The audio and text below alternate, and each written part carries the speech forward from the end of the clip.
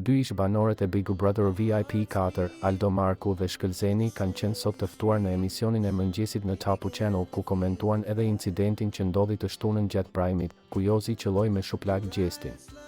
Shkëlzeni foli më tepër rreth kësaj ngjarje dhe u shpreh se Rozana dhe Laerti ishin ata që e nxitën këtë situatë. E kanë nxitur, nxitje është ajo sepse insistoi 2-3 herë.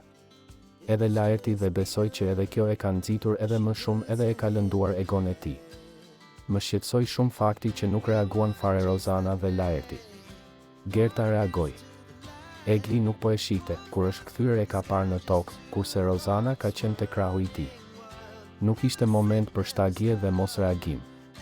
Instiktivisht, sidomos kur e ke gjan dik, minimalisht ta kapësh siç bëri Gerta dhe ta ndalosh për ndonjë goditje tjetër, se s'po them që të parandaloj.